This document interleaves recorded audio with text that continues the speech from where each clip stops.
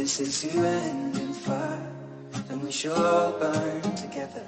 Watch the flames climb high into the night, calling out, Father, oh, stand by and we will watch the flames burn.